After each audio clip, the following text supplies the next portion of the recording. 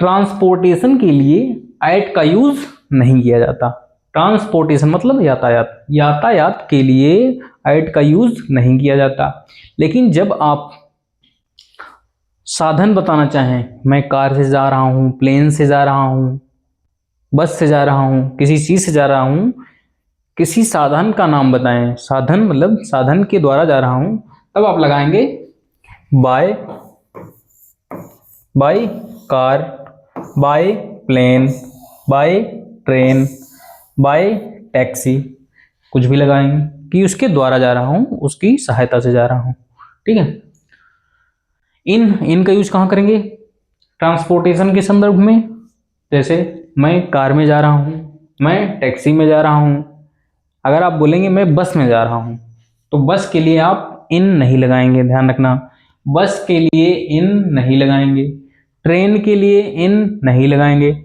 ऐसे साधन जिसमें आप खड़े होकर यात्रा कर सकते हैं, खड़े होकर यात्रा कर सकते हैं, उसके लिए आप इन नहीं लगाओगे, ऑन लगाओगे। जैसे ट्रेन में आप खड़े होकर यात्रा कर सकते हैं, और बस में, और एयरक्राफ्ट में, एरोप्लेन में, एरोप्लेन या प्लेन लिख दो। ठीक।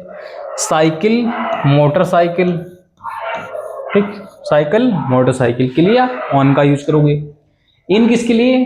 जिसमें आप बैठ के यात्रा करते हो, जो चारों तरफ से घिरी होती है, जिसमें आप बैठ के यात्रा करते हैं। जैसे कार में, टैक्सी में, बोलेरो में। टैक्सी मतलब सारी जितनी गाड़ियां आ गई, सेडान, जितनी भी बंद गाड़ियां होती हैं वो होती हैं, उनके लिए आप प्रीपोजिशन यूज करोगे इनका। लोकेशन के लिए जैसे एट का यूज कहाँ होता है? एट मतलब एग्जैक्ट है, एग्जैक्ट जगह, एग्जैक्ट जगह, या फिर अगर टाइम के संदर्भ में कर रहे हो तो एग्जैक्ट टाइम। अगर हम प्लेस की बात करें, जैसे मान लो एक पॉइंट ए है, एक पॉइंट बी है, एक पॉइंट ए है, एक पॉइंट बी है। अगर मैंने कहा I am at point A, at point A मतलब मैं यहां पर हूं। I am at point B, मैं यहां पर हूं। ठीक। अगर मैंने कहा एट ए मतलब यहीं पर हूं। अगर मैंने कहा ऑन ए, एक लाइन है, इसका नाम है ए, एक लाइन है, ठीक, इसका नाम है, इसका लाइन का नाम है ए। ठीक। मैंने कहा आई एम ऑन ए, तो मतलब इस लाइन पर कहीं भी। ठीक, ऑन ए। ठीक। इन मतलब इसी के आसपास कहीं, इन मतलब यहीं कहीं आसपास, इन मतलब कहीं आसपास, अभी समझाऊंगा। बाई के लिए, बाई मतलब होता है कि इसी के आसपास, इसी के आसपास।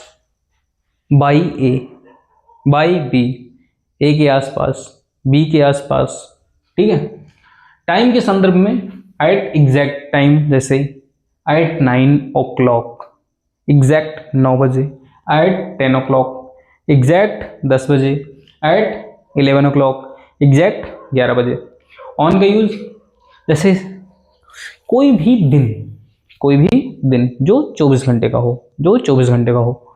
जैसे जितने भी दिन होते हैं वो 24 घंटे की होते हैं। संडे मंडे, संडे से लेकर मंडे तक, मतलब मंडे से लेके संडे तक। ठीक है। इनके लिए यूज करते हो आप on. I will come on Monday, I will come on Monday, I will come on Sunday. ठीक है।